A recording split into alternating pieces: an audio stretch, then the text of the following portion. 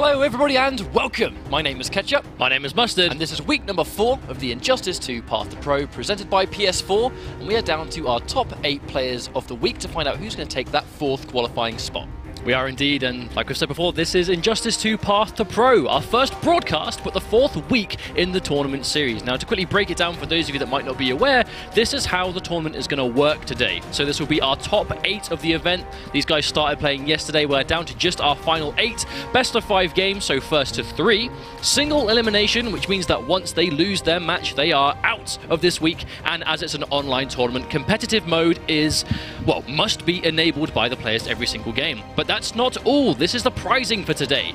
Our top 4 will be walking away with merchandise, as this is the final week of the month of power. So getting top 4 will get you some merchandise, some prize money, as you can see most of that going to first place, but the all-important finals spot, which is a guaranteed spot in the finals of Path to Pro, our top 12 later in this season. So as this is week number 4, we have had some recent weeks in 1, 2 and 3. They were streamed by Mitsuones. Shoutouts to Mitsuones, our community guy over there doing his commentary, doing his streams for these. And in case anybody missed what happened last week, we've put together a little recap. Hello and welcome to week number 3 of the Injustice 2 Path to Pro recap, where each week we're going to take a look at the top 4 players of each tournament, analyse their gameplay, discuss their characters, and go over some of the more significant highlights. Once again, this week's tournament was streamed and commentated by EU community member Mitsuones from Germany, who also featured in this week's top 8. This week's top 4 featured another selection of old and new, with the semi-finals being Vilmar vs Nivek and Slind vs Sakron.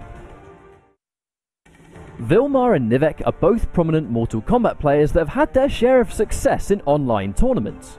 Vilmar being a Deadshot main and Nivek usually being a Wonder Woman main would cause Nivek to switch to Supergirl for this particular matchup, as she had a much easier time closing in the space due to the air dash and teleport. Both are effective versus Deadshot's defensive capabilities. Game 1 and 2 would both go in the favour of Nivek, but not without Nivek having to fight for them first. Game number 1 was down to the wire when Nivek reacted to Deadshot's rifle with meter burn teleport and forced a clash. After the clash, a scramble would occur and Nivek uses Supergirl's hover to avoid the bounce shot into a teleport and laser to close it out. Game number 2 was close as well, but Nivek once again stayed one step ahead and whiff punished Vilmar as he tried to advance with a mid. We would go down to a game 5 as 3 and 4 would go in the favour of Vilmar. The Red Sun prison greatly benefits ranged characters due to the drone on the left hand side. Vilmar used this to his advantage when his back was against a wall. In the final game, Nivek reacts to a drone call with teleport and then lands a tricky last minute cross up with the air dash. After the clash, one final read with a jump in over trick shot seals the deal and Nivek moves on to grand finals. After taking second place in week number 1 to Madzin, Sakron returned this week in the top 4, this time using all Aquaman. Slind played Superman, marking another week featuring the Man of Steel. The first 2 games were heavily in the favour of Sakron. He would stay extremely patient and check Slind with many from the deeps after lasers were blocked and enforce deadly frame traps into Trident Rush for chip damage. Game 1 and 2 would go to Sakron, looking pretty much unchallenged. The third game saw Slind go for a character switch, from Superman to Catwoman. Catwoman is a little bit more slippery in a matchup like this, and she has great damage output to go alongside her movement. The pick made sense and seemed like a last bid to stay alive in the set. Sakron remained solid as a rock on the defense, and would save his character power every time he got hit on the ground, causing Catwoman's combos to drop. Slind stayed aware and punished from the deep with a cat dash when possible. In the final moments of the third game, Slind would armor break Sakron's meter burn back 3 and land a full corner combo, showcasing Catwoman's damage potential. Unfortunately, after the potential final hit connected, Sakron still had a clash available and escaped with his tournament life. After this, a forward 2 grab closed things out and Sakron would move into grand finals 3-0. In the third place playoff, Vilmar looked extremely comfortable. Deadshot's 6-frame forward 1 does a great job at challenging Superman's forward 2-3, making it difficult for Slind to apply pressure. In the final game, Slind was able to get some damage on the table, but shortly after, Vilmar would land some significant hits of his own and contest with decent damage in return. Even though Deadshot is a keep away character, this character can mix too. The final round saw a clean whiff punish from Vilmar into full screen presence once again, and Slind failed to recover. His life chipped away, and the victory went to Vilmar 3-0, who would take 3rd place of Week 3. Sakron and Nivek went head-to-head in Week 3's Grand Finals. We wouldn't see Nivek use Wonder Woman at all this week, in favour of a Supergirl pick which he rocked for the first 2 matches. Again, this could very well have been to get around the strong grounded game that Aquaman enforces. Nivek appeared rather impatient in the matchup and would be consistently trip-guarded by Aquaman's back 1. On top of this, Supergirl struggled to keep up with the damage output of Aquaman, and Aquaman's character power made it difficult for him to get launched when Supergirl actually landed a hit. This prompted a swift return to the character screen after Game 2. To everybody's surprise, Wonder Woman was not the character Nivek changed to. Instead, he selected Black Adam. The next 2 games went to Nivek, and we went down to a Game 5 once again. In this final match of the tournament, it went down to the absolute wire. At the last minute, Nivek gets tagged, but despite having 4 bars of meter, he decides not to air escape and save his bar for a comeback instead. Sakron drops his combo and whiffs a forward 2. This is when Nivek decides to cash out all of his meter and go for the super to close the tournament with a bang. Unfortunately for him, Sakron recovers in time, blocks the super, and clutches the tournament away, making Sakron your Week 3 winner. Week 4 is the final week within the month of Power. To sign up yourself, visit play.eslgaming.com/injustice. Thank you for watching, and we'll see you there.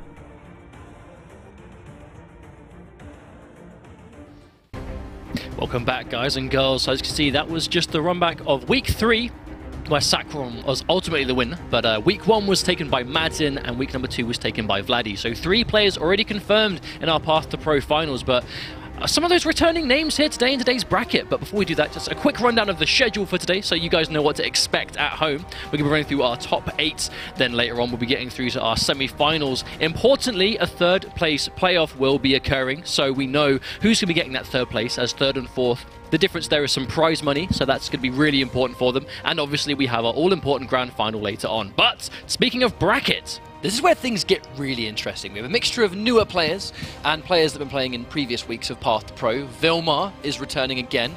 Did manage to take top 4 in last week's tournament. Asadamasa, a very constant participant in these, once again lying in the top 8. But here's the thing, character variety. We know Flet, the Russian player, does play Scarecrow. Interested to see what happens there. So that's going to be really exciting. But again, Slind making a return once again. Some new faces in it, Expector Charles and Stranger. But obviously K-Toph, we can see in the bracket, was a very prominent Mortal Kombat X player during the later years of the game's life. But these guys all here today to play. But our first game coming up, we're going to have Kewdzo versus Vilmar in what I assume will be Catwoman versus Deadshot, going by what we've seen from these guys before. But obviously that could always change. We'll have to wait and see. But Deadshot being a very prominent character for his defensive capabilities, but at the same time there are a lot of characters with built-in tools to kind of deal with that. If there is one character in the game, or one of the select few that can really go head-to-head with what Deadshot applies, I think Catwoman's definitely one of those characters. We saw that playing to win actually versus Star Charger at Combo Breaker.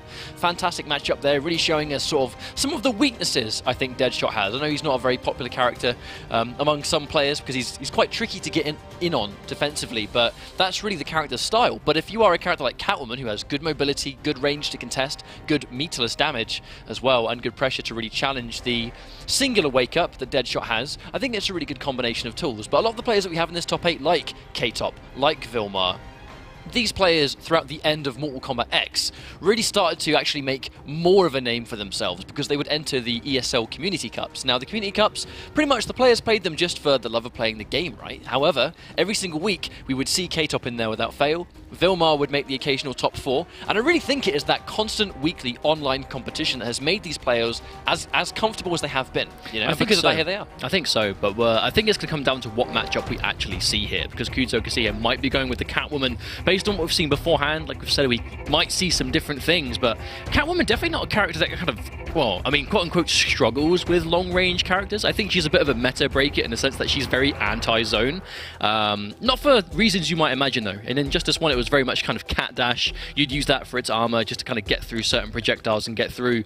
But in this game, it's about that back 3. It's about that low profiling. It's about the massive range on that jumping 2. It's her forward walk speed. She's got some really useful tools now at really dealing with with that. And let's not forget, if she's going to be trying to get zoned out for days, she can go for the parry to build up those cat scratches, to really build on those trait stacks, which she can do huge damage with and get that wake-up option. Now, when it comes to Vilmar playing Deadshot, bear in mind, it's definitely possible to play a calm, calculated, and intelligent Deadshot. He's quite strong when it comes to playing a keep-away game. He has quick recovering projectiles. However, in the hands of a skilled keep-away zoning style player, he's got a lot more than just projectiles that keep you at bay. He's got good strings. He's got fast mids, things that can really challenge pressure. And if you're a knowledgeable keep-away player, it really isn't a matter of just going for like the straight shot back-to-back. It is one of the many tools he has, but he's got a lot more, I think, in his arsenal, you know? Like, there's a lot more to go right there. However, Catwoman versus Deadshot, it's definitely going to come down to how much experience Vilmar has against this character.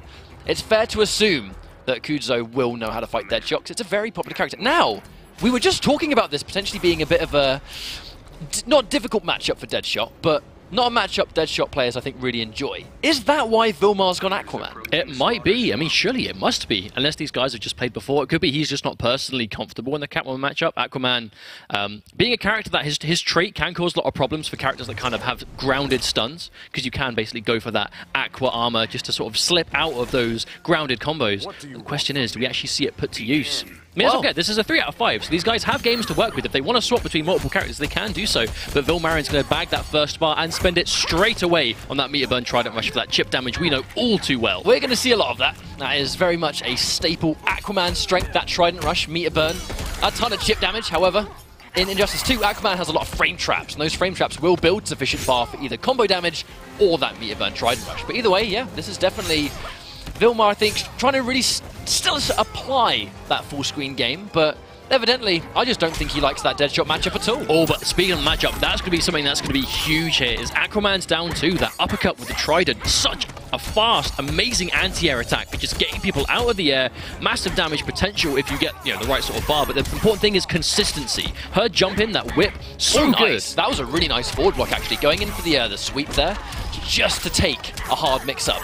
Vilmarin with a good block, but unfortunately gets tagged again, and a full combo, but a trip guard for back 1. That's going to be even more damage. That was looking really good for Kewdzo, but unfortunately just got tagged. That's one thing about Aquaman. If he hits you anywhere, and he's ready with his hit confirms, he can take away massive amounts of life. Well, Aquaman doesn't get as much free bar as he did in the first game, but because of those frame traps of the 1-1-2-3, back 1-2-3, they're still going to build sufficient meter to spend damage, you know, as often as you like. Speaking of meter, we've got an Aquaman here with a second life bar. 3 bars to work with. How does Kewdzo get in here? I mean, using that forward walk speed. Oh, tries to go for it, but doesn't get it. Vilmar actually not going in for the Aqua Armor, just convinced he wasn't going to get punished for that one, and now has it for another day. Here we go. Wow, that was a really smart activation on the Aqua Armor, though, because he got hit by that jump in, saved himself a ton of damage. Now he's on the offense. Oh, tries to Anya, but gets crossed up. Wasn't ready for that. Kewdzo, 3 bars to 3 bars here. We're going to see a tie on this clash, or is he going to save the bar? That's going to be 3 each, both players with no bar, but I think, bear in mind, actually, Catwoman, if he can get a tag before that trait comes back, he's not going to be able to escape the launch. Oh, down one into Cat Dash, but no bar to get the combo off it, which is a bit unfortunate because he didn't have Aqua Armor. That would have been a fantastic opportunity, but I think in one situation disrespects the plus frames. A wake-up jab. Hang on, a wake-up Trident Rush. So much.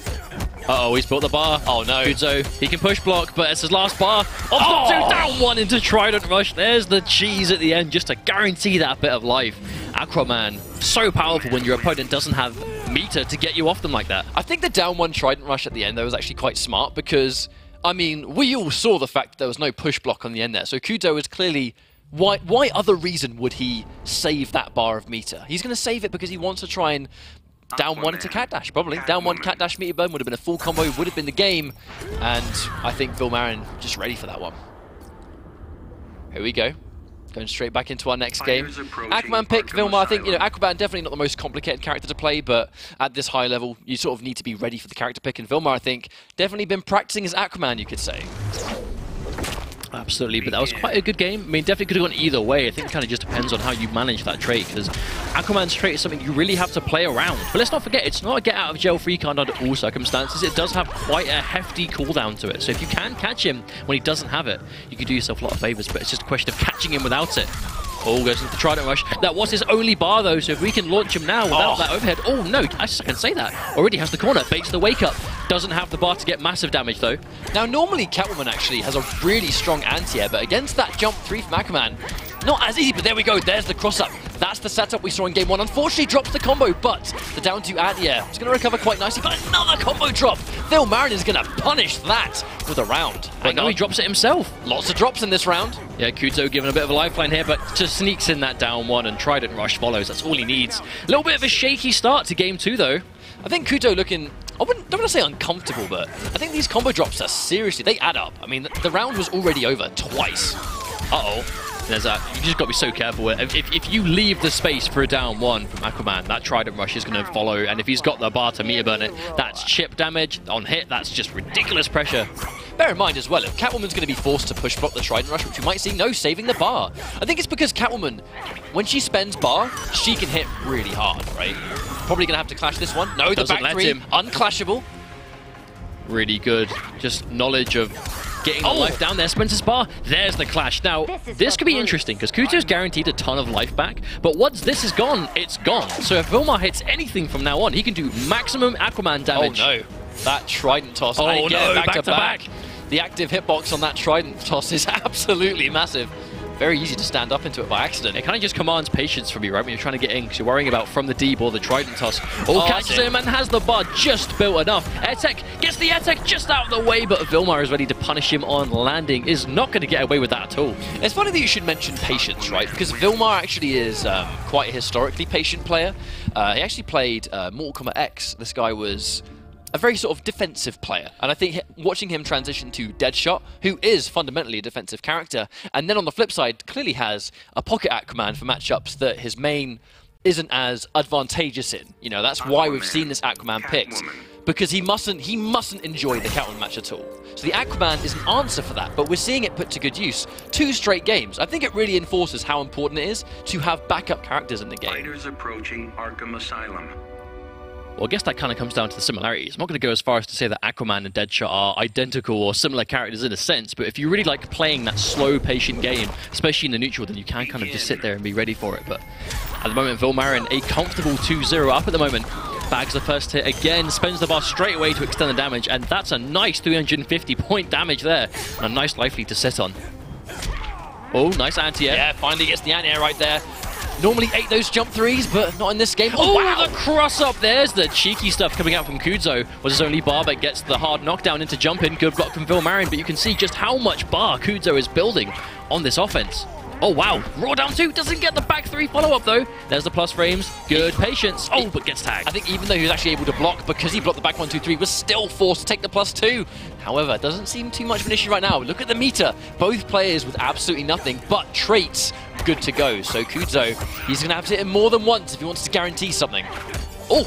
Tries to get the trip guard, but recovers in time. There's the jump 2. All the miss. Actually, a rare walks into it. Rare verge of Catwoman not landing a jump in off the jump 2. Normally you see it so free. Hang on, presses buttons, but no hit confirm. That was quite a nice stagger. Misses 2 hit confirms back to back. But I think he knows he can't hit confirm, because if he goes for meter burn cat dash, Vilmar's going to just spend the bar through the trait, and he's going to drop the combo. But I think Kewdzo, he may as well have just committed. Get the trait out of him, because that's match point for Vilmar. He might just be really flustered here, because he has to get to just win 3 games in a row just to move on here. He has no room for error, and against Aquaman, who has aqua armor and meter to burn, there's the cat dash to bring himself back in. It's funny you should mention no room for error, because when you're Aquaman, you've definitely got room for error. You've got that trait available. If your trait is ready, you can. There you go, he's got a bar to work with. We'll see how much damage he can do with that if he gets the right opening, but Kewdzo, a full stick. Oh, no, does he have a head? Is he going to go for unclashable? No, that's going to force the clash quite early on, but I think really had to do it. You look at the bar difference, it's going to be free health back. Opting to spend just 2, I think he really wants the 2 left. Well, that's where you get to the mind game of, even though unclashable would have, enhanced that life lead, now Vilmar is free to go for max damage whenever he wants. He hasn't got to worry about that clash option now, and if Kewdzo wants to spend 2 bars to AirTech, then that's just cutting his own damage potential down. But as I can say, that corner pressure. Oh, wake up down 2's going to connect, and he confirms as well. Big combo coming out of this one. It's very risky going for a late neutral jump punch on Aquaman. That down 2 comes out so quickly. Disrespects the plus frames. That's full screen. This is not a good situation to be in against Aquaman. Tags are low. Oh, no anti-air there, though. Oh, catches him. Kewdzo has to be so careful about how much gaps he leaves and chases him down. Oh, that is going to be enough, and Vilmar comfortably moves on 3-0, moving himself through the semi-finals, guaranteeing himself minimum 4th place today. So I think a really strong showing all over. Well, he's no stranger to top 4. He was in top 4 last week. Different character be it. However, today, Aquaman was going to be the character that won that one. But I think in that final game, there were a couple of things that went on there. The big one was in the round, right? Where it was the first round, Kewdzo landed 2 substantial hits. Didn't want to hit confirm because he was probably waiting for Vilmar to pop the Aqua Armor. I think Vilmar, though, was waiting for Cat Dash, because that's when you spend the trait. Get rid of that bar of meter. So are you saying we're in a situation that was like, he thought that he knew, that he knew, that he knew, so he did the thing, and then the thing got him out? Basically, yeah. That's pretty much what we just saw. That top-tier analysis from P&D Mustard right there. Of course. But speaking of which, we have some replays to show you guys of that game, of some more key moments from that. Like we saw, Aquaman was a surprise pick, considering we expected to see Deadshot, based on what we've seen in previous weeks, but already looking really comfortable with Aquaman. Just sitting there, playing that neutral game, ready to punish, ready to just slip out of those Catwoman grounded confirms that the Aqua Armor does so much damage. But this was that moment right here. Like, we didn't see the bar spent, and it was a down 1. We didn't see a bar get spent because it was very obvious that Kewdzo was going to try and poke back with the Cat Dash meter burn because it would have been game over. However, I think because it was so obvious, Vilmar was just ready for it. Now, Catwoman in general, right, you know, she does really well versus Deadshot, and that's clearly why Vilmar just went for a different character. Don't even force yourself into a bad matchup, or potentially a bad matchup. Just have a backup and make it even again. But one thing that Catwoman does so well, though, that we actually didn't see too much in this match specifically, and I'm sure there's probably a reason for it, is her back 3. That low profiling, launching, plus on block, just amazing attack. One of the better back 3s in the game. We didn't really see it at all. Do you think that's a matchup thing, or do you think he was just worried about being punished for it? Because like I say, you can whiff punish that move especially if you're playing Aquaman, right? I think that might be in that range. I mean, if you're a Catwoman player, you're probably going to be a big fan of that back 3 because it's long range, full combo, plus and block, low profile is a lot of different things. But Aquaman in particular, very, very good at whiff punishing because the back 1 hits so low to the ground, that's not going to get low profiled. No, absolutely. But I actually do think, before we go to our first break of the day, we have a competition to talk to you guys about. You might remember this back from the MK days, but we're bringing it back for Injustice 2. So if you visit esl.pm/path2procomp, you can enter a competition to win a pair of these statues here, one of provided to us by the guys at Triforce, and also a chance to win, and I'll quickly get it while you take this one over. Well, actually, the second prize is an official Injustice 2 merchandise bag. How about that? It's not just a bag. I actually got some stuff inside. I'm going to pull out something random. I'll just pull out something from the bag. Ah, there you go. An Injustice 2 hoodie. I'm just going to put that there for now. And that is one of many goodies in this bag, and we'll proceed to take one more thing out every time we show you guys this. But anything that one competition will first prize is a pair of these wonderful statues here, and second prize is the backpack full of Injustice 2 merchandise. So make sure you're getting yourself involved with that. Good luck to anyone that enters. It's some really cool prizes, so hopefully you guys enjoy. So while we get our next match set up, we're going to go to a quick break. Don't go anywhere. The top 8 will continue, and the Injustice 2 Path to Pro will continue after this.